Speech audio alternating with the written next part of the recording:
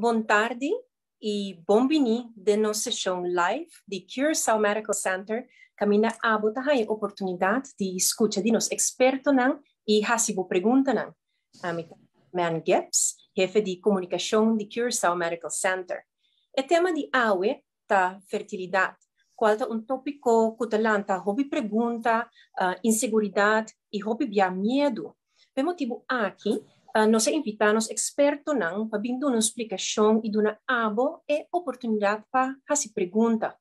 Junto com nós hoje, nós temos ginecólogo de CMC, Dr. Vanessa Marcha, e nos invitado especial, Dr. Juan Luis Giraldo, que é ginecólogo de Enser Medellín. Enser é uma clínica de fertilidade para os pacientes não sabem visitar.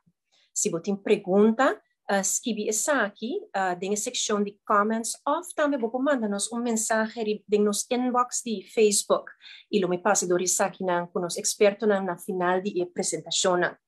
Pois nós vamos tomar mais tempo e nós vamos estar com Dr. Vanessa Marcha. Danke, Germaine, e boa noite na tua gente. Maneira Germaine avisa, meu nome é Vanessa Marcha e eu sou ginecólogo aqui na Curaçao Medical Center, com atenção por parte de problemas de fertilidade cerca de mulher. Importante para mencionar que nós, para o grupo de ginecologia, através de anos, a desenvolver uma ampla experiência e bom resultado com a clínica de fertilidade Enser na Medellín. E pues, por motivo aí, CMC também, o que sigue aportar na ajuda para pareja com problemas de infertilidade. O tema de infertilidade é um tema bastante delicado, com carga emocional muito pesada.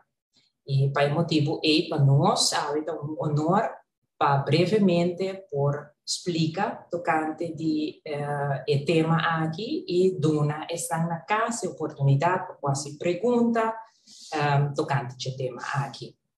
A mim lo cubre a parte básica de apresentação, que da infertilidade, que é o processo normal de fertilização, que é a causa mais comum cerca de mulher e também cerca de homem. E Kiko, de parte de CMC, nos oferece na análise e também tratamento para a pareja. Kiko da infertilidade. Bueno, conforme a literatura americana, não se usa a terminologia infertilidade, e sobra de mundo usa a terminologia subfertilidade. E infertilidade, basicamente, todos se referem ao mesmo fenômeno. A inabilidade de por sair em estado depois de ter relação período mínimo, ou período mínimo de 12 lunas. A causa de infertilidade porta-se que a mulher, porta também se que a homem, e, em certo caso, hasta nós temos uma combinação de todos. Lamentavelmente, em certo caso, nós temos que nós não podemos estabelecer que é a causa de infertilidade. E pois é caso não está determinado com uma infertilidade sem explicações, unexplained infertility. Que é o processo normal de fertilização? Bueno, gente mulher, sua anatomia reprodutiva consiste de sua vagina, sua matriz, 2 tubos e também 2 ovários, da carga e reserva, o ovário não da carga e reserva dos óvulos. E normalmente, durante mulher, mensualmente, não está ovular. Que é a ovulação? Ovulação é o processo de crescimento e maduração de ovo, e, em certo momento, o ovo sai fora do ovário e ele entra no tubo. Se no momento que entra no tubo, tem relação, esperma, do landa via de vagina, entra em matriz e ele fertiliza o ovo dentro do tubo. E meestal nós mira com aproximadamente 5 dias depois, o ovo é fertilizado, implantar em matriz de matriz e esse lo sigue desarrollar de embaraço. Pues importante está una pareja presentar su mesma com o problema de infertilidade para nos analisar cada de estrutura na ele. Pues, nós sabemos, o qual está muito comum, se que a gente muita problema de ovulação. Nós sabemos se que a gente muita sofre de PCOS, dus ovário poliquístico, ou nós sabemos se que a gente muita com problema de schildklier, especificamente schildklier não tra pouco a pouco, tra slow, dus hipotiroidismo, e também nós sabemos certo gente muita com clear no cérebro, com produção de hormona de lactância, pois prolactina está aumentar. E esse está 13 com gente muita ovular. Fator também, uma causa também que o pipiata guarda balotar, tá? É parte de estresse. Entretanto, nós sabemos que o estresse é fator que está botando a balança de hormona, a hormona não está saindo de balança e a consequência é que não tem ovulação. E outro abnormalidade também, por causa da infertilidade, a gente muena que durante a faceta de menopausa trempando. Danke Deus não está muito comum. Outra estrutura também para analisar tá, é tubuna. Para a tubuna tem conexão entre a matriz e o ovário. E pois, pode imaginar que se esse está bloqueado, esperma não pode chegar no ovo e vice-versa tampouco. O problema aqui nós também é que é certo e não depois unam a desenvolver uma infecção ou uma inflamação a nível de tubuna ou a nível de matriz, ou gente muena que a experienciar embaraço para fora de matriz. Uma enfermidade também muito comum que causa infertilidade é parte de endometriose. E a endometriose está caracterizada mesmo por cicatrização. Cicatrização de estrutura reprodutiva. Importante também para analisar a estrutura de matriz, necessita aplicar para nossa população aqui na Corchal, devido que nós temos muita gente que sofre de carne na matriz. A presença de carne na matriz não necessariamente que o bota infértil, pero do qual é essencial para a localidade de carne e também com grande carne. A sobra é nosso turno bloqueia a implantação de ovo com aborto fertilizado. Entretanto, também nós temos suficiente estudo assim para estabelecer que a idade de mama, a idade de gente mulher, tem uma relação direta com a reserva de ovário. É decir, com gente mulher maior de idade, sowieso tem pouco mais dificuldade para pôr-se em estado de uma forma natural. E maneira mais explica para mim, tinha simplesmente não pode determinar que é causa. Se que a gente homem também tem diferente motivo não por causa parte de infertilidade e grande maioria de não tem de influência de qualidade de esperma. Em caso de varicocele, nós também varicocele praticamente espalhadas na testículo e o bebê se pode corrigir. Ora, da trata caso de infecção, o bebê tem infecção de ordem malesa venérico, ou nós também também muito a desenvolver cachete, e cachete não especificamente ora na testículo ou não por problema na infertilidade. Problema com ejaculação, nós também o bebê está mais bem problema na ereção e não para a ereção, mas para manter a ereção, o qual pode ser ora é que o homem tem dificuldade para não por ter uma ejaculação. Tumor não o bebê forma uma barreira obstrutiva, ou depois de operação também nós também o homem por ter problema na fertilidade. Outra causa também se que nós também mencionamos que o testículo não simplesmente não saca, of gente homem com problema genético, maneira Klinefelter, of gente homem que pode operar, certo remédio também não sabe que tem influência, riba fertilidade, e também nós sabemos que com certo químico, não, gente homem que está certo fábrica, não, que está em contato com certo químico, não, que se também porta de influência de fertilidade. Bueno, que hora de momento que eu tenho pedido ao doctor de casa preferível seca nós, seca ginecólogo. Se você gente que está menor de 35 anos e você tem mais que ano da curva sair no estado, pede uma referência. Se você tem gente que maior de 35 anos e você tem mais que 6 números da curva, também é motivo para acudir seca nós. Se você tem gente que maior de 40 anos, ou um gente que o ciclo menstrual, a menstruação não está bem irregular, também é motivo de atenção para vir cerca nós. E se você tem gente que está sofrendo de endometriose, especificamente a endometriose já de uma fase avançada, o qual nós categorizamos como fase 3 ou fase 4, também é um motivo para vir especialista. E se você tem gente homem já conhece com o problema de infertilidade, também acudir trempão cerca nós.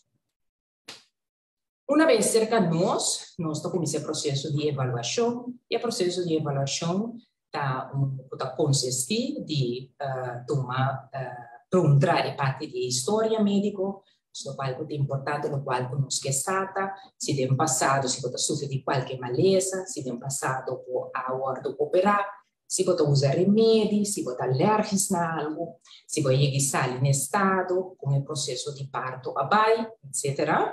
A la vez, uma vez que nós estamos fazendo um exame físico, caminha, nós estamos analisando, nós estamos examinando a vagina, a boca de matriz, e também nós estamos fazendo certo teste adicional para nós poder avaliar a reserva de ovário, esse nós podemos fazer via teste de sangue, e nós fazemos também um eco para nós fazer uma impressão de presença de ovo no ovário. Outro teste que nós estamos fazendo, para que nós estamos fazendo teste para avaliar se o tubo não está abrindo, o teste específico de ser da histerosalpingografia, palavra grande, por isso nós estamos via no departamento de radiologia, e o teste, o qual está inserado com os feitos líquido via de vagina, e a intenção está com o líquido plasma em a matriz e também via de tubo na plasma em a barriga. Se dado caso se isso suceder, nós sabemos que o tubo não está abrindo. Em caso de gente moena que tem uma operação prévia ou que nós temos suspeito, quizás por ter algo mais, que o mural nos pode optar para fazer laparoscopia, que é operar-se, para nos observar o órgão e simultaneamente também nós fazemos o teste com o líquido blow para ver se o tubo não está abrindo. E maneira mais mencionada anterior, via de eco, nós podemos observar a estrutura de matriz e se dado caso nós temos qualquer suspeito ou indicação, tem qualquer particularidade para a matriz, nós podemos fazer teste adicional via de histeroscopia. A histeroscopia é teste que nós fazemos com câmera, caminha nós está dentro da matriz e nós podemos observar a cavidade de matriz por completo. Se a gente homem, a la vez também é importante para estar presente e para nós encontrar sua história médica, pois se está sofrendo de qualquer enfermidade, se usa remédio, se ele vai operar, se tem passado ele tem qualquer trauma na sua área genital, ou se ela tem cachete, como muita, e também se sua profissão está em contato com qualquer químico. E o importante está para nós fazer uma análise de esperma. Obviamente, sai, remarque sim, produto esperma da bombom, da mostra bombom. Em verdade, é por mostra bom, mas uma vez que nós vamos analisar o microscópio, nós vamos reparar que quizás a quantidade não está suficiente.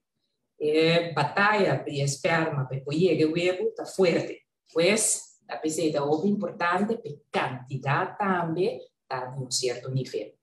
A la vez também nós vamos analisar a estrutura de esperma. E que nós vamos reparar também agora, nós vamos analisar mais profundo. O microscópio nós vamos reparar que tem duas cabeças, dois rabos, dar cabeça e essa é parte de fertilização, está complicado. Um aspecto também muito importante é a parte de motilidade, pois é a movição de esperma. A movição para ir adiante é importante para ir por chegar, para bambisa, lega a fez distância e chega no ovo para fertilizar o ovo. E depois nós também retimbiar o bebê esperma na dal ronche. Pois, por imaginar, mal que ele rompe e ejacular, esperma dura queda dentro da vagina e ele sube para arriba. Nós temos cooperação com o Lab de Med, na e análise de esperma. Bueno, para finalizar, que nós estamos oferecendo tratamento se a pareja não com infertilidade? Bueno, em primeiro lugar, nós estamos oferecendo para corrigir do qual porta é possível causa. Se tem problema de ovulação, nós podemos oferecer tratamento via de tablete ou via de injeção, é parte de estimulação de ovulação, ou nós podemos oferecer também a parte de inseminação artificial. A ideia atrás de estimulação de ovulação está por via de ser tablete, por certo período, nos estimular o crescimento e maduração de ovo. E uma vez que o ovo chega a certo tamanho, agora não seja por via natural, então por ter relação, ou por via de inseminação, nós lo podemos fertilizar o ovo. A parte de inseminação, esse é praticamente também nós damos um remédio para ajudar o crescimento e também a maduração de ovo. E uma vez que se chega a seu tamanho, agora nós manda a gente para o laboratório, entregar seu esperma e no laboratório processar o esperma, fazer ele super concentrado. E com a esperma, a pareja também com a esperma, e nós lo inseminar e remover o esperma de sua pareja. Agora, a gente nessa ponta aqui, com a diferença entre o esperma que pode produzir na casa, onde você pode ter relação, e o esperma que pode bambisa processar no laboratório, é diferente da concentração e o bebê. E semilla não é débil, esse não lo cai fora, e esse não mais forte, agora depois do processo, lo queda vivo e depois aumentava a chance de por fertilizar. E critério não, para poder ganhar em marca, bueno, pareja não, nós não podemos explicar o motivo de infertilidade. Se a gente mulher solteira, pode pensar que tem donante, nós recomendamos parte dos IUI. Gente mulher que tem endometriose leve, claro, onde critério não está por lo menos tubo, mas se está a abrir. E gente mulher com problema de ovulação, também nós recomendamos a parte de IUI em homem com candidato de esperma. Mas vamos a de haverá também nós recomendamos a parte de IUI e também gente homem com problema de ejaculação ou com problema de ereção.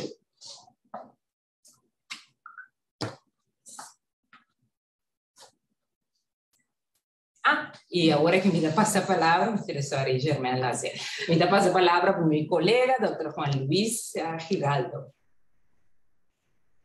Bueno, muchas gracias. No sé si me están oyendo, si me están viendo, por favor me confirman. Sí, le podemos oír muy bien. Sí. Excelente, perfecto. Bueno, es un gusto, es un placer estar acá. Yo quiero, primero que todo, decir que estoy en desventaja, tanto con esta conferencista que acaba de pasar como con la moderadora de este evento, porque los looks nunca van a llegar a este par de mujeres tan lindas, de manera que, a pesar de que estoy en desventaja, voy a hacer mi mejor esfuerzo. Y además de eso, yo quisiera felicitar al grupo directivo del Curaçao Medical Center, a la doctora Vanessa Marcha, a Germaine Gibbs, que están haciendo un trabajo impecable en la estructuración de lo que ha sido este hito para Curaçao, de este Curaçao Medical Center. Yo llevo muchos años, la verdad, ya trabajando y vinculado con grandes amigos en Curaçao y he notado cómo ha evolucionado y este gran paso que han logrado realizar con la estructuración del Curaçao Medical Center. De manera que me siento muy orgulloso de estar aquí con ustedes. Quiero felicitarlos de corazón y bueno, tienen en este Curaçao Medical Center un gran hito que en el desarrollo de la salud para Curaçao. También quisiera agradecer a la doctora Vanessa Marcha todas sus iniciativas en el trabajo por las parejas que tienen un problema de fertilidad y que sufren esta dificultad en su vida y que tienen un gran compromiso emocional. Ella tiene un gran compromiso para con estas parejas de estructurar un programa con el Curaçao Medical Center que permita a estas parejas acceder a todos los servicios de tratamiento y de diagnóstico que requieren para cumplir el sueño de ser padres. De manera que me quito el sombrero con ella y le reconozco todo este ímpetu, este nuevo impulso para que esto llegue a buen fin. Y quisiera también agradecer a muchos amigos que durante tanto tiempo he trabajado con ellos en pos de las parejas con infertilidad en Curaçao. Tenemos muchos bebés ya en Curaçao que han sido fruto de un trabajo intenso. Quisiera agradecer al doctor Boyd, a la doctora Delgado, a la doctora Halaby, al doctor Gómez Bravio, al doctor Cristian, al doctor Enríquez, personas que nos han abierto las puertas y con que hemos trabajado de la mano también en pos de tantas parejas. Bueno, y dando ya por concluida esta introducción, llena de agradecimientos, yo quisiera hablar un poco de lo que son los tratamientos de alta complejidad. Tanto la doctora Vanessa como la doctora como Germaine me insistieron que tratáramos de hacer estos conceptos concretos para dar tiempo de deliberación y de preguntas, que creo que es fundamental y muy interesante. Entonces voy a empezar hablando un poco sobre lo que es los tratamientos de alta complejidad y para ello decir una cosa muy importante, y es que de 100 parejas que tienen un diagnóstico de infertilidad, que ya muy bien la doctora Marcha explicó cómo se hace un diagnóstico de infertilidad, de 100 parejas que tienen este diagnóstico, 80 van a lograr su embarazo por medio de tratamientos de baja complejidad y de bajo costo, tratamientos sencillos. Y solo un 20%, una de cada 5, va a necesitar tratamientos de alta complejidad como la fertilización in vitro y los que voy a referir pues en este momento. Eso es importante entenderlo porque muchas veces confundimos el concepto del diagnóstico de infertilidad con tratamientos costosos y difíciles y en la gran mayoría de los casos no es así y es simplemente esos tratamientos sencillos de inducción de ovulación, de inseminación artificial que pueden llegar a dar luz y a permitir lograr el embarazo sin mucha dificultad. Pero vamos a empezar entonces a hablar de alta complejidad. Voy a referirme primero a la fertilización in vitro. La fertilización in vitro requiere, como primera etapa, de la estimulación de la ovulación, que ya muy bien les explicó la doctora Marcha, pero que tiene algunas variaciones en esta fertilización in vitro. Por lo general, queremos empezar con la estimulación de la ovulación en el momento en que llegue el periodo menstrual. Y lo que queremos es aplicar algunas sustancias que normalmente el cerebro utiliza para estimular y para manejar los ovarios, pero queremos ponerla en una mayor cantidad. Porque en los ovarios de una mujer, cada mes se reactivan unos 500 o 1000 óvulos que empiezan a crecer en unas pequeñas bolsas de líquido que ustedes ven aquí en esta diapositiva, que se llaman folículos. Esos folículos uno los puede ver al ultrasonido, pero no puede ver el óvulo que está en su interior, porque el óvulo es microscópico. Entonces esos 1000 folículos compiten una carrera y van muriendo todos en su proceso de maduración hasta que solo sobrevive uno en el ciclo espontáneo de la mujer, que es el folículo dominante, que llega a los 2 centímetros, se revienta y libera el óvulo que tiene en su interior. Pero entonces el cerebro comanda este proceso a través de una hormona que se llama hormona folículo estimulante, FSH. Y a través de esa hormona le da la orden al ovario de que permita que ese folículo madure, ese folículo dominante, que se reviente y que libere el óvulo en ese mes de la mujer de manera espontánea. Nosotros lo que hacemos para fertilización in vitro es que aumentamos los niveles de FSH, de hormona folículo estimulante, en la sangre de la mujer que va a fertilización in vitro, para que de esos 1000 óvulos no sobreviva solo uno, sino que sobrevivan más, que sobrevivan 8, que sobrevivan 10, que sobrevivan 15, que es lo que queremos obtener para fertilización in vitro. En la fertilización in vitro, nosotros sabemos que de los óvulos que obtenemos, vamos a perder óvulos en el camino, que no todos los óvulos van a estar maduros, no todos los que están maduros van a lograr fecundar con los espermatozoides, y no todos los óvulos que fecundan con el espermatozoide van a permitir la formación y el desarrollo de un embrión. Entonces queremos arrancar con un mayor número de óvulos.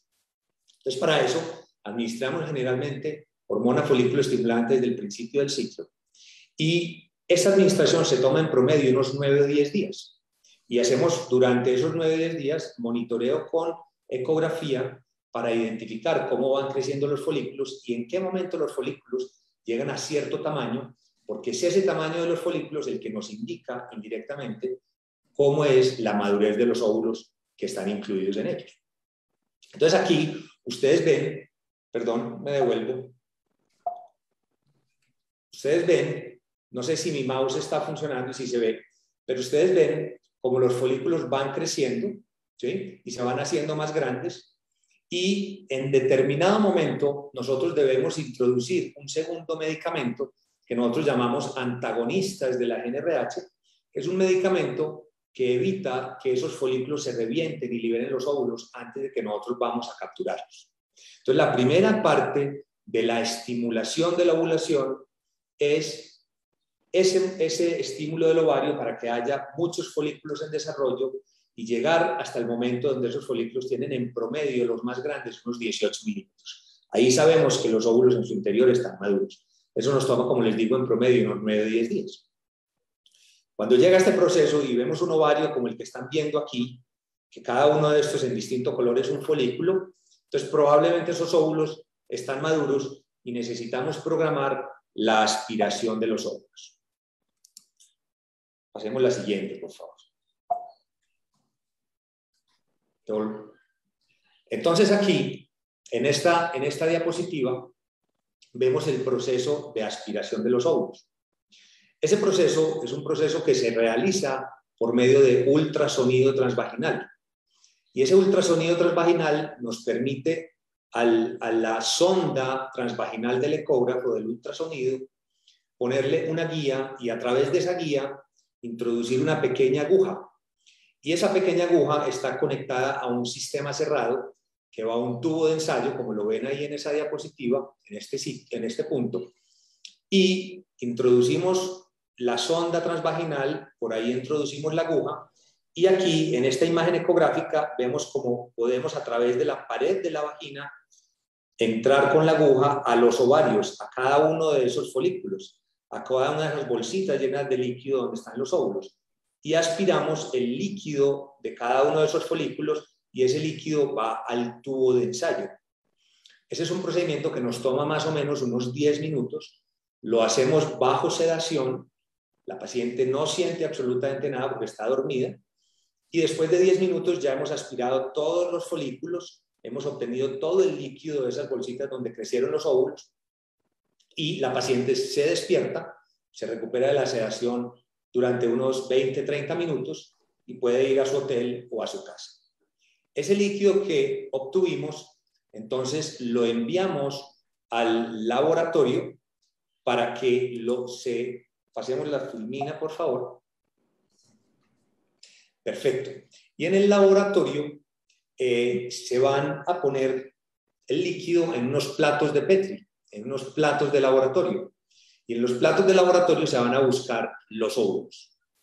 Más o menos unas 3 o 4 horas después de que se ha hecho la aspiración de los óvulos, se van estos óvulos a juntar con los espermatozoides. Entonces hay dos maneras para juntar los espermatozoides. La manera clásica en fertilización in vitro es poner cada óvulo en una pequeña gota de medio de cultivo en un plato de Petri y rodearlo de 50 a 100.000 espermatozoides que han sido previamente seleccionados y que sabemos que son móviles, que están vivos y que están en buenas condiciones. Cuando esto se hace, entonces ese plato de Petri con el óvulo rodeado de espermatozoides se vuelve a poner en las incubadoras que están en el laboratorio de fertilización in vitro para permitir que los óvulos y espermatozoides se unan y se formen los embriones. Es importante mencionar que el laboratorio de fertilización in vitro trata de simular las condiciones de la trompa de falopio, que es donde normalmente se juntan el óvulo y el espermatozoide.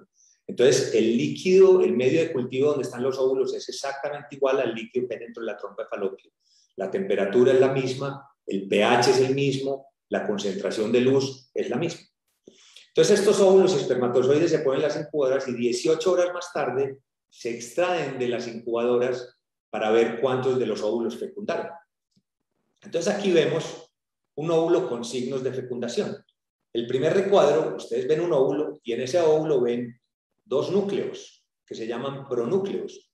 Un pronúcleo contiene el material genético del óvulo y el otro pronúcleo contiene el material genético del espermatozoide. Y además de eso, vemos como dos pequeñas lunitas que se llaman cuerpos polares. Los cuerpos polares son unas estructuras donde el óvulo expulsa material genético sobrante que tiene que expulsar para poder juntarse con el espermatozoide y formar una célula con el contenido genético normal. Entonces, estos dos cuerpos polares y estos dos pronúcleos son lo que nos indican a nosotros 18 horas después de que juntamos el óvulo espermatozoide, de que ese óvulo ha sido exitosamente fecundado y que ya en este momento es un embrión en un estado temprano que se llama cigoto. Unas 24 horas después, ya ese óvulo que fue fecundado, empezamos a ver cómo tiene división celular. Entonces empezamos a ver cómo se empiezan a dividir las células y a las 24 horas vemos embriones de 2 células o de 4 células, como ven aquí en el segundo y en el tercer recuadro. ¿Sí? A los 3 días o a las 72 horas ya tenemos embriones que tienen, devolvámonos porfa, eso. Ya vemos embriones que tienen entre 6 y 10 células, como ven en este recuadro, ¿sí? Que se llaman embriones en clivaje, que son embriones de 3 días. Aquí uno podría ya hacer una transferencia embrionaria dependiendo del número de embriones que tenga.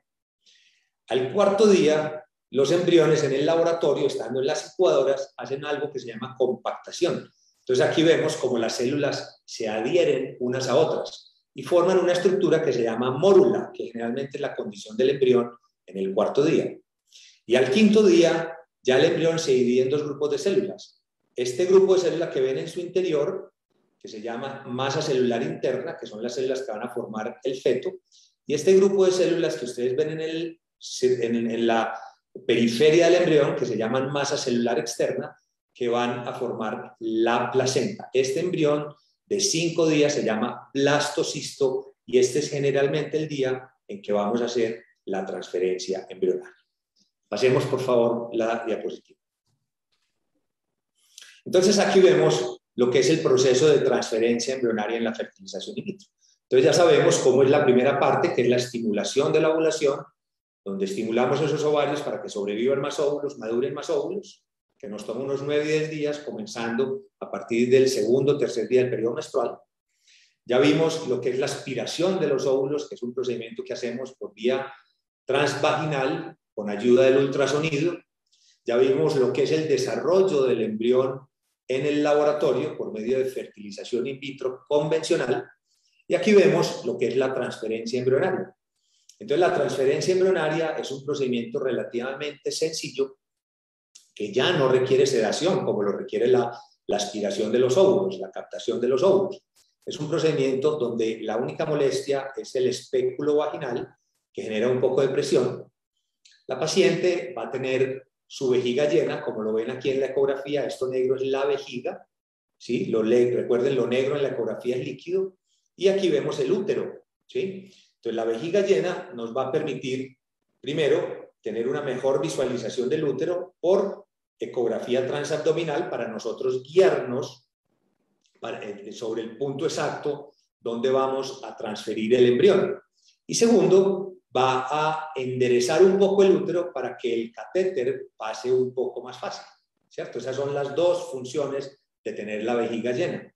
Entonces aquí vemos cómo ponemos el espéculo y cómo utilizamos un catéter, que es una pequeña manguerita muy flexible, y con ese catéter vamos al laboratorio y cargamos los embriones en la punta del catéter. Luego introducimos el catéter por vía transvaginal, por medio del cuello del útero, y con la guía ecográfica, entonces vemos hasta qué punto entra el catéter y dónde debemos dejar los embriones. Por lo general, queremos transferir los embriones, como lo ven aquí en el útero, más o menos a 1.5 centímetros del fondo uterino. Entonces, depositamos los embriones ahí, el ultrasonido nos ayuda a entender el sitio exacto donde los depositamos, y esa es la forma como realizamos la transferencia embrionaria. Después de la transferencia embrionaria, pues se puede tener un poco de reposo, unos 30 minutos, 60 minutos, y después de eso, la vida va a ser normal por 2 semanas hasta que hacemos la prueba de embarazo. Durante esas 2 semanas vamos a utilizar un suplemento de progesterona vaginal, y la progesterona va a ayudar a que el endometrio, que es la capa interna del útero donde se siembran los embriones, sea más receptiva a los embriones. Es como una especie de abono para el endometrio que facilita que el embrión, que es como una semilla, se prenda y se siembre y se implante más fácilmente en el endometrio. Pasemos a la siguiente, por favor. Ahora, vemos aquí una variación de la fertilización in vitro convencional, que se llama ICSI, que las siglas quieren decir Intracytoplasmatic Sperm Injection. El ICSI es una variación de la fertilización in vitro convencional en parejas cuya infertilidad, o donde encontramos un semen que tiene condiciones que pueden dificultar la fertilización normal del óvulo por medio de los espermatozoides. Entonces recuerden que en la fertilización in vitro convencional rodeamos cada óvulo de 50 a 100.000 espermatozoides para que ellos solo penetren las capas del óvulo y lo fecunden.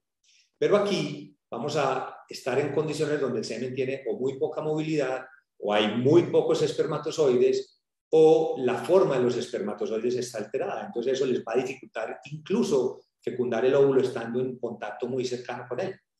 Entonces en el ICSI utilizamos unos microscopios muy potentes que se llama un microscopio invertido, y unos brazos unidos al microscopio que se llama el micromanipulador, que convierten los movimientos gruesos en movimientos muy finos, movimientos de micras, y que son unos sistemas hidráulicos que están conectados a estas pequeñas pipetas que ustedes ven acá. Esto se llama una pipeta de Holding, que tiene un poco de presión negativa y que por medio de un poco de succión mantiene el óvulo firme.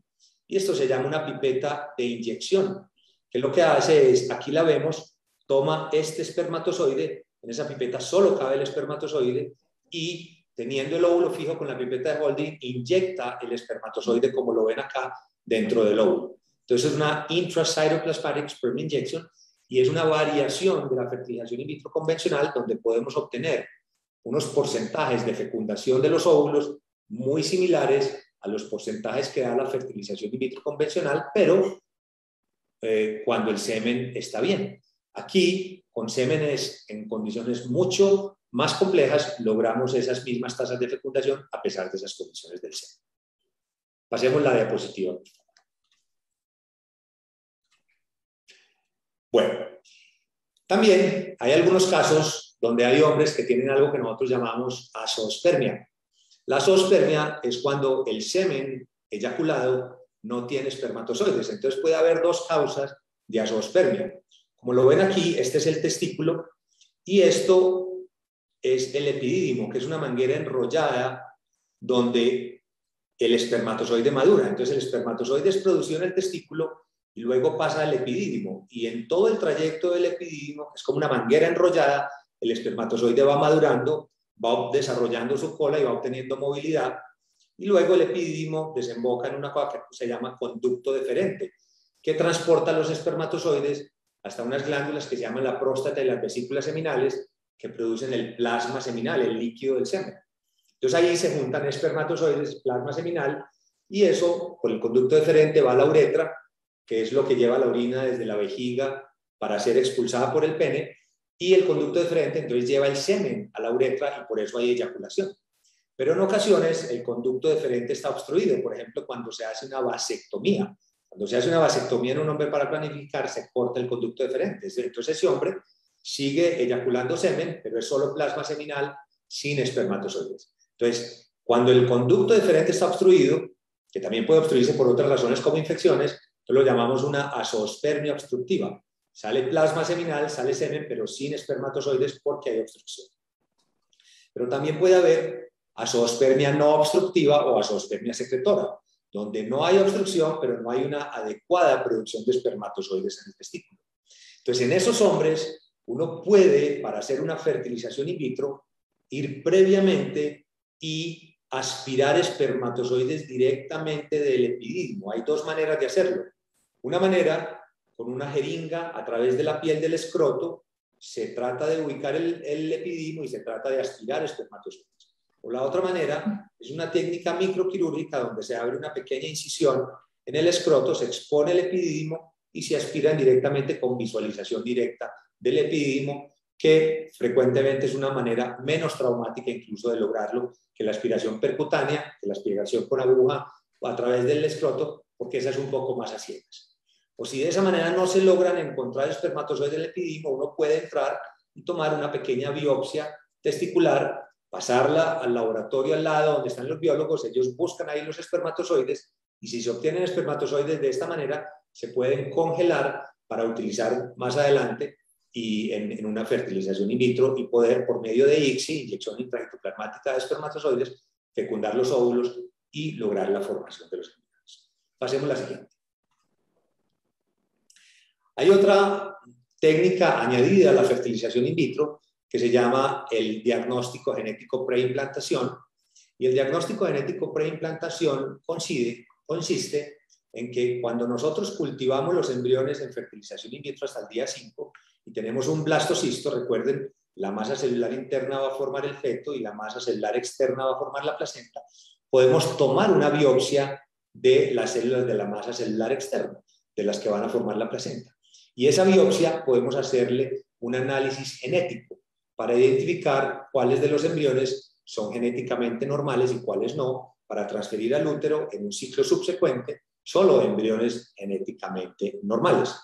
Ese diagnóstico genético preimplantación se puede utilizar para identificar tanto alteraciones en el número de los cromosomas en los embriones, por ejemplo, el síndrome de Down, cuando el embrión tiene 3 cromosomas 21 en lugar de 2, o también se puede utilizar para identificar condiciones genéticas que esos padres son portadores, por ejemplo, la fibrosis quística, entre muchas otras. Eso se llama PGTA for monogenic diseases y cuando hacemos el análisis de los cromosomas se llama PGTA for aneuploidies. Entonces hay dos maneras o dos formas o dos objetivos del diagnóstico genético preimplantación que también es una opción en la fertilización in vitro cuando se requiere.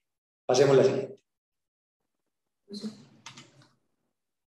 Hay una forma, esto es supremamente nuevo, hay una forma no invasiva de hacer el diagnóstico genético preimplantación y se llama un NICS, un Non-Invasive Chromosomal Screening, y consiste en que el embrión que se cultiva en estas pequeñas gotas de medio de cultivo en los platos de Petri, durante todo su desarrollo, algunas células del embrión van liberando DNA al medio de cultivo. Entonces uno puede obtener el medio de cultivo donde ese embrión creció y sin necesidad de tomarle una biopsia al embrión, de hacer algún proceso invasivo, puede obtener DNA embrionario libre en ese medio de cultivo y hacer análisis genético de ese embrión por medio de ese análisis de ese medio de cultivo y de ese DNA embrionario libre. Eso es algo pues súper vanguardista que está en este momento y que probablemente dentro de pocos años va a reemplazar la biopsia de los embriones para hacer el diagnóstico genético. Dame la siguiente. Otro de los tratamientos que hacemos con mucha frecuencia es el tratamiento de donación de óvulos.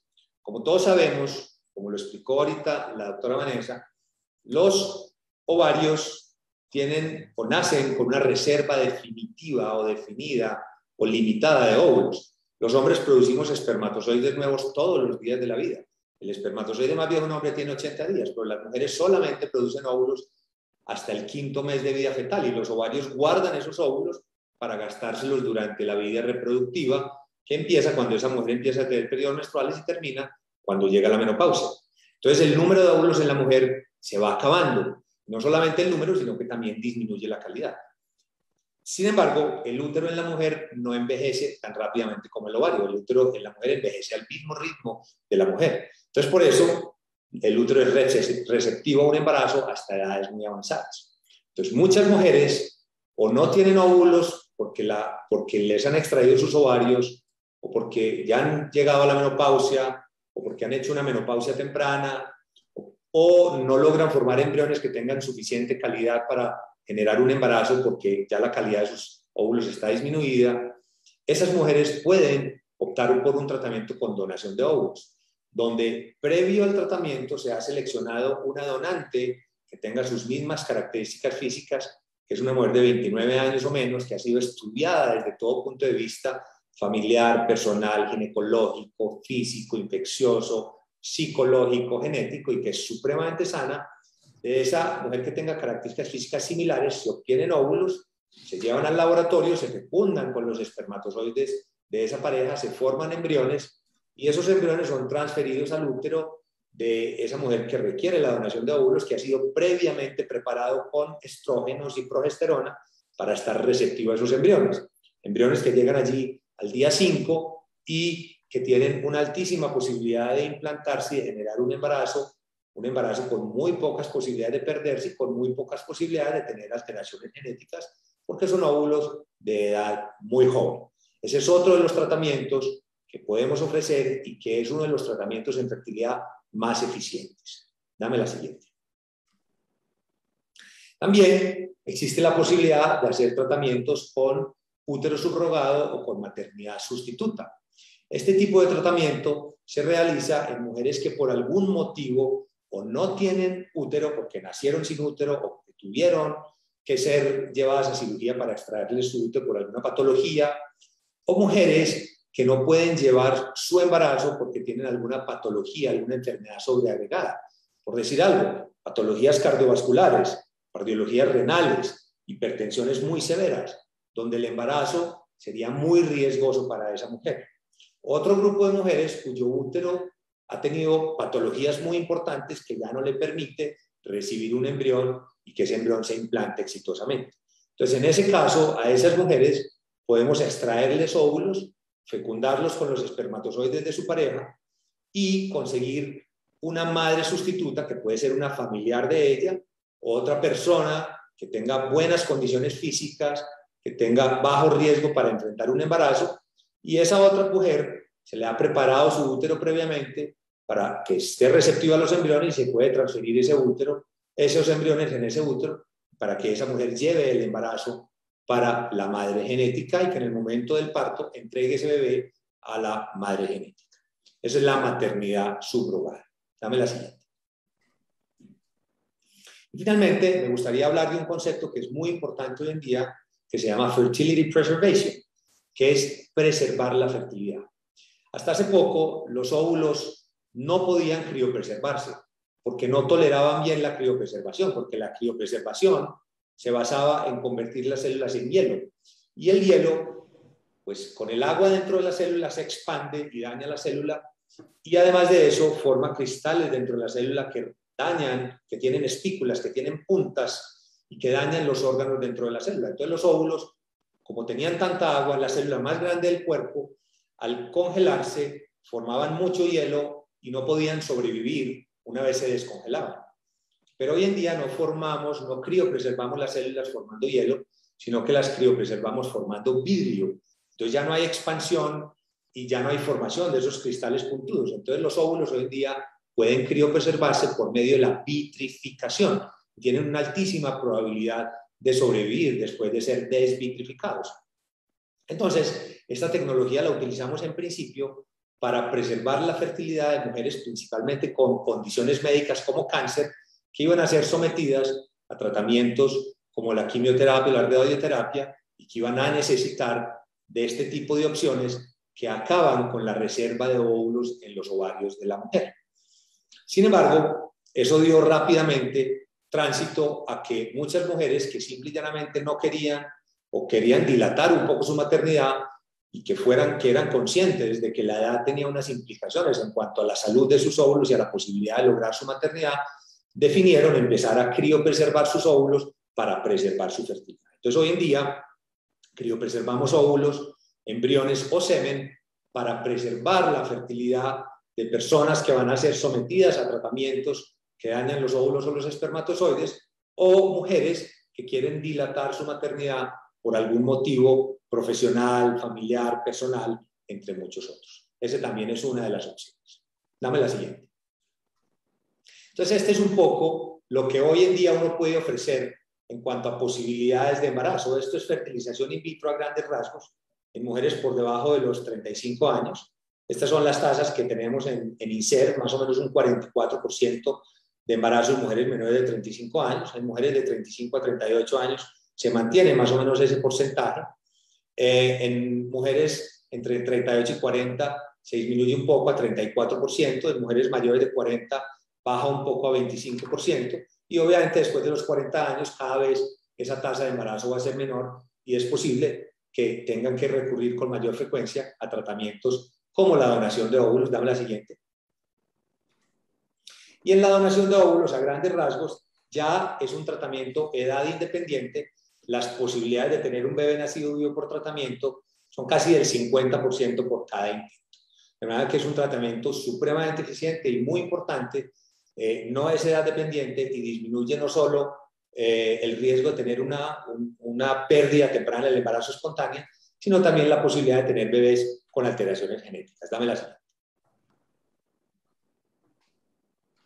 Bueno, entonces esto es un poco lo que teníamos para decirles y ya creo que de aquí en adelante arranca una sesión de preguntas. Estamos listos para solucionar todas las preguntas y de nuevo quiero agradecer al Curaçao Medical Center por esta invitación. Quiero agradecer por acogernos a nosotros, al Grupo INSER como tal, por poder trabajar con ellos de la mano y por poder ofrecerle a todas las parejas de fertilidad en Curazao una posibilidad real de cumplir el sueño de ser padres. Muchas gracias a Germain, muchas gracias a la doctora Vanessa y estamos abiertos para las preguntas. Muchas gracias, Juan Luis. Sí, gracias al doctor Juan Luis Giraldo y también la doctora Vanessa Marcha para su presentación sumamente interesante. Nel momento nan aqui, maneira Dr. Giraldo avisa, nós também na parte de pergunta. Vou fazer pergunta nan em seção de comments, of manda mensagem privado via Facebook Messenger. Vou fazer pergunta nan em idioma que você preferir. Voy a hacer mi mejor esfuerzo para traducir las preguntas que vienen en holandés y los empapiamientos a español o inglés. Pues vamos a empezar con las preguntas. Tenemos aquí, what is the maximum age for pregnancy through IVF? ¿Cuál es la edad máxima para poder hacer IVF? Bueno, esa pregunta es pues una pregunta muy importante, muy lógica. Lo cierto es que no hay una edad límite para buscar un embarazo por fertilización in vitro. Lo importante es entender que las posibilidades de éxito varían de acuerdo con la edad de la paciente. Porque obviamente el número y la calidad de los óvulos que vamos a tener disponibles en la mujer varía drásticamente con la edad, ¿cierto? Entonces, como lo mostraba ahorita en la tabla de resultados, no es lo mismo hacer una fertilización in vitro a los 33 o 34 años, donde uno va a tener una oportunidad de tener un bebé nacido vivo por cada intento de alrededor del 45%, o hacer una fertilización in vitro a los 40 años, donde la posibilidad de tener un bebé recién nacido vivo va a ser del 20 al 25%. Son dos cosas distintas. Ahora, La fertilización in vitro en ocasiones va a requerir de utilizar óvulos donados cuando la calidad de los embriones no es suficiente para dar lugar a un embarazo. En ese caso, ya la edad deja de ser relevante y empezamos a ver tasas de bebés nacidos vivos, de bebé a término por cada intento, entre 50 e incluso 60% en mujeres de edades todavía más avanzadas que los 40 años, a los 45, a los 50 o incluso a los 55 años. Entonces, el término de edad límite es muy relativo dependiendo del tipo de tratamiento que uno esté haciendo y de las expectativas y las posibilidades de éxito que tenga. Gracias. Y aquí tenemos una pregunta más. Voy a hacer el papeamiento primero. ¿Cuánto tiempo queda Colombia si vos quispe opción de egg donation? Pues, ¿cuánto tiempo tiene uno que quedar en Colombia si quiere la opción de donación? Esa es una súper pregunta. Para nosotros eso ha sido crítico y el tema de la ayuda por parte del personal médico en Curazao y por parte de la doctora Vanessa Marcha, la ayuda es impresionante porque permite que los tiempos de estadía de los pacientes para venir a hacer fertilización in vitro en Colombia sean muy cortos. Entonces, por ejemplo, para hacer una fertilización in vitro, con la ayuda de la doctora Vanessa, empezando la estimulación de la ovulación en Curazao, esta primera parte que les expliqué de estimular los ovarios, empezándola ya, el tiempo que tienen que estar en Colombia puede ser 9 o 10 días, es un tiempo muy corto, ¿sí? Y no tienen que estar aquí pues 2 o 2 semanas y media o 3 semanas para poder hacer el tratamiento. Y algo similar es para la donación de óvulos. Para la donación de óvulos es incluso un poco menos tiempo de estadía acá, más o menos unos 6, 7 días en promedio para completar el tratamiento, pero obviamente contando con la doctora Vanessa para ayudarnos en la preparación inicial y en recibir también los pacientes para hacer el seguimiento una vez se haya hecho la transferencia de los embriones y los pacientes puedan regresar al día siguiente a Curazao. Y la próxima pregunta tal vez está para la doctora Marcha. Aqui não está puntra se IVF por causa de seguro médico ou é persona mester paga. Lamentablemente, gasto de fertilização seguro não está cobrindo. É algo que pareja mesmo tempo cobre.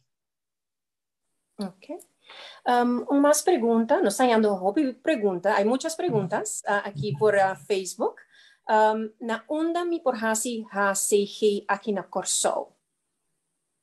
Muy probablemente que maneja SG, SG, vou por assim aqui na Curaçao Medical Center, no nosso departamento de radiologia, e sei por guardo assim. Pero esse já está uma vez que vou apresentar, tanto que nós está assim análise, então esse também está parte de avaliação básica que nós está se caturando para por começar para evaluar o processo. E a seguinte pergunta, boa noite, é verdade que o IVF é para bebês tem 33% de êxito e que é de 3 vezes 99% de êxito. É verdade que com IVF a primeira vez é como 33% exitoso y el tercer vez 99%?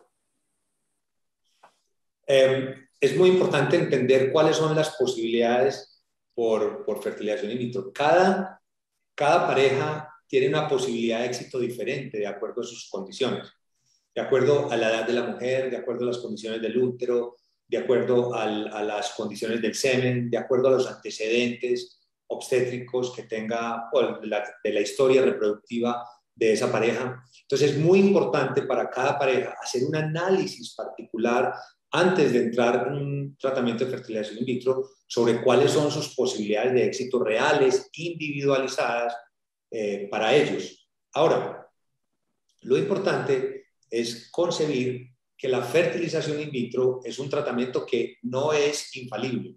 No hay 100% en la fertilización in vitro, pero sí hay que tener claro que muchas veces hay que intentar en repetidas ocasiones para poder llegar al éxito, ¿sí? Entonces no es que el primer ciclo de fertilización in vitro tenga menos chance que el segundo, o el segundo menos chance que el tercero. Lo que pasa es que los que trabajamos en reproducción, generalmente hablamos de chances acumulados de éxito. Entonces, generalmente nos programamos para un plan de tratamiento que puede incluir 1 o 2 o 3 o 4 intentos de acuerdo a las características de cada pareja. Y cuando hablamos de un plan de tratamiento, lo que le contamos a la pareja es las posibilidades acumuladas en esos distintos intentos. El chance en el primer intento de lograr un bebé va a ser X. Si no se logró, se irá a un segundo intento, entonces va a ser Y. Entonces el acumulado en el primer intento más el segundo intento va a ser X más Y. Si no se logró en el segundo, se va a hacer un tercero, que va a ser Y. Entonces el acumulado va a ser X más Y más Y. Entonces estamos hablando de un acumulado. No es que el segundo intento dé más chances que el primero, pero obviamente cuando sumamos todos los bebés que logramos en el primero, más los bebés que logramos en el segundo, más los bebés que logramos en el tercero, eso va a dar un acumulado mayor a medida que se cumple ese plan de tratamiento. No sé si quedó claro ese concepto. Sí, quedó muy claro, gracias. Siguiente pregunta. Una persona con endometriosis con successful IVF porta. A person with endometriosis, how successful can their IVF be? Muy bien, la endometriosis es una patología supremamente frecuente en las parejas con infertilidad. El 5 al 10% de las mujeres en la población general tienen endometriosis. Y de las pacientes, de las mujeres que tienen endometriosis, van a ser un cuadro de infertilidad más o menos el 45%. No todas, pero sí un 45%, que es una proporción muy grande. Entonces, muchos de las pacientes que nosotros llevamos a fertilización in vitro van a fertilización in vitro por un diagnóstico de endometriosis. Los resultados en general en fertilización in vitro con estas pacientes son buenos, ¿sí? Y son muy similares a las posibilidades de éxito de otras parejas que van a fertilización in vitro por diagnósticos como trastornos de las trompas de falopio, como trastornos en el semen o como edad reproductiva avanzada. Entonces, la endometriosis no ensombrece aparentemente el pronóstico de las parejas que van a fertilización in vitro, y la fertilización in vitro, por lo contrario, es un buen tratamiento para permitir lograr el embarazo en estas parejas. Siguiente pregunta. ¿Dónde puedo hacer una cita con la doctora Vanessa o doctor Giraldo? Se por via door die comunicar com nos policlínica, te llama por hacer una cita, o por comunicar via nos e-mail com poli.ginecologie@cmc.cw por atrás una cita. ¿Y el doctor Giraldo? Yo creería que sería muy importante que todas estas citas de pacientes interesados se canalicen a través de la doctora Vanessa Marcha, porque es que el papel de la doctora Vanessa Marcha y lo que nos puede ayudar en la evaluación inicial, en toda la parte de diagnóstico, en el enfoque inicial, es grandísimo y puede ayudarnos a que sea mucho más eficiente el proceso. Entonces, yo creo que deberíamos canalizarlos todos a través de la doctora Marcha. Gracias. Y snaan ko no a email o nos sesión aquí nos vai pone email address viva nos Facebook page del Departamento de Ginecología. Siguiente pregunta. ¿Cuánto es costo full di tratamiento de IVF? What is the cost of the IVF treatment? Por Dios, ahí me tiene una pregunta muy difícil. Yo la verdad, y soy sincero, pues solo me dedico a la parte clínica, a la parte médica, no manejo para nada la parte administrativa. Entonces, en ese sentido, sí creo que les daría información equivocada, pero lo que podemos hacer es que con el mayor de los gustos, las personas que estén interesadas en esa información pueden dirigirnos un mensaje y lo dirigiremos a todo el staff, el staff administrativo, que les puede enviar pues presupuestos y costos, información sobre costos, porque la verdad yo en esa parte creo que los desinformaría. Ok, gracias. Aquí una pregunta. Buenas, la donación de óvulo. No, aquí otra vez preguntan cuánto cuesta. Aquí dice, estuve allí hace más de 10 años y ya pasé los 45. ¿Todavía puedo quedar embarazada? Sí, claro que sí, todavía se puede intentar. Obviamente los tratamientos que debamos ofrecer en este momento probablemente van a ser distintos a los que pudimos ofrecer hace 10 años y el enfoque va a ser diferente, pero indiscutiblemente sí puedes lograrlo todavía. Nosotros hacemos tratamientos de rutina hasta los 50 años. Entre los 50 y los 55 años hacemos una evaluación personalizada de cada una de las pacientes para definir si son susceptibles a entrar a tratamiento o no. Pero hasta los 50 años finalmente no hay obstáculos para el tratamiento, a no ser que haya una contraindicación médica pues, que implique un riesgo importante al embarazo, en el cual pues tendríamos que buscar otras opciones como la maternidad subrogada, etcétera, etcétera. Y aquí tenemos una pregunta de fertilidad. Esto es creo, para doctora Vanessa. ¿Es vacuna contra COVID-19? ¿Esta afecta fertilidad?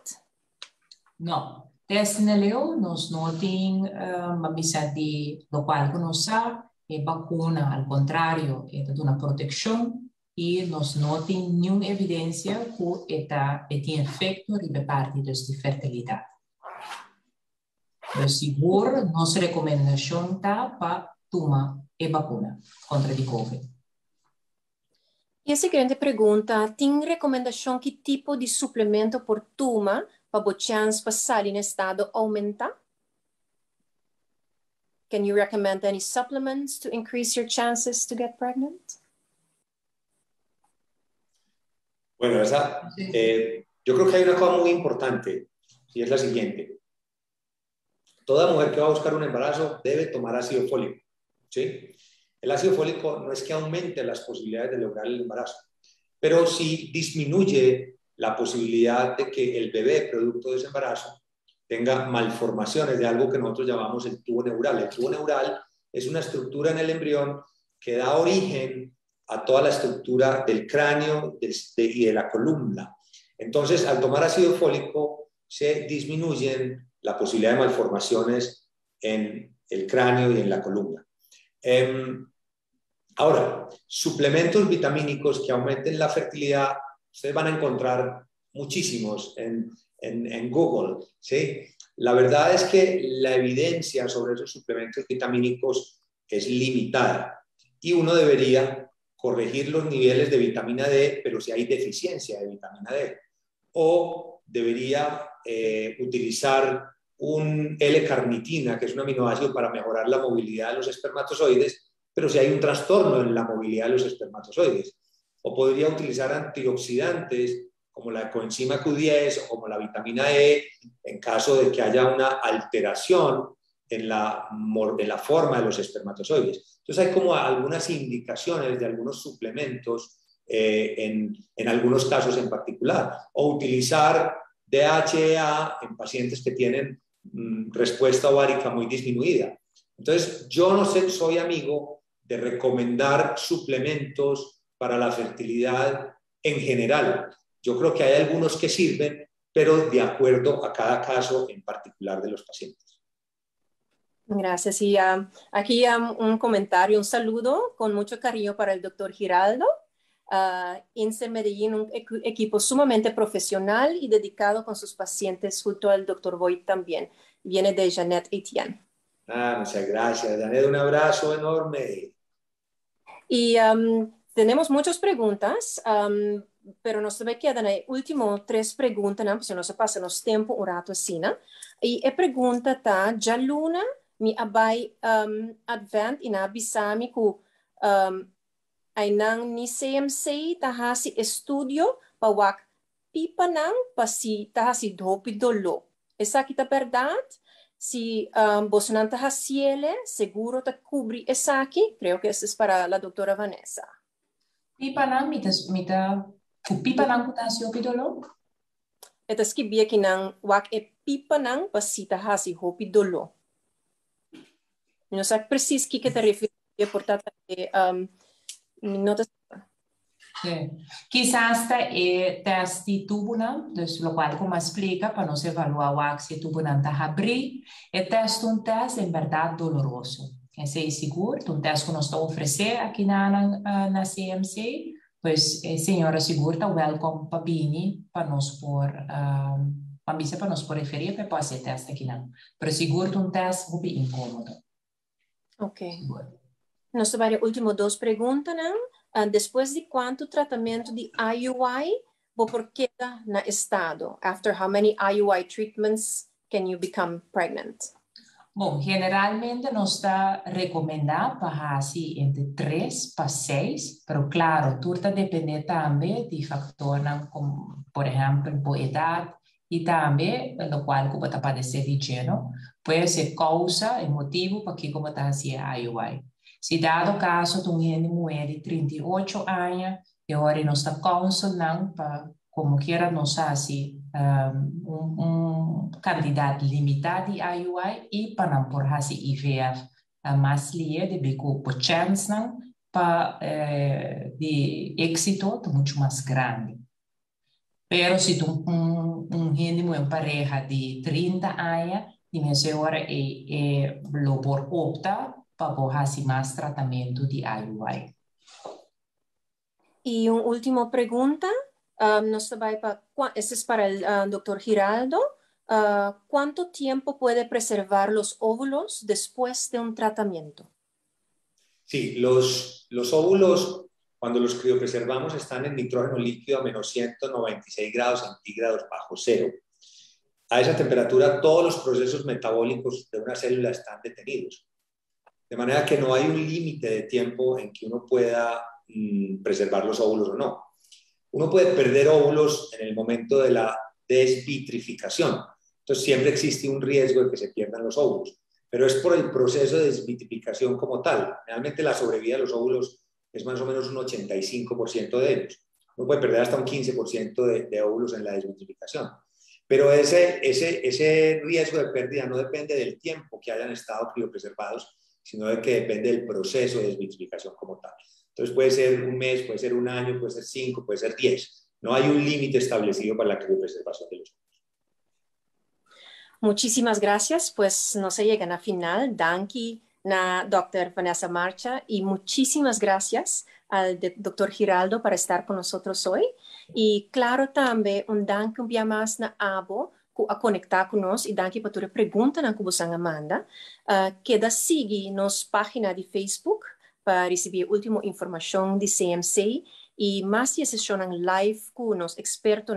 Si acaso tiene un tópico que a te interesado en lleno duda, mándanos un mensaje por Facebook y nos procura atender eso aquí. Muchísimas gracias, danke y pasa un feliz anoche y cuida curva. Muchas gracias. Thank you.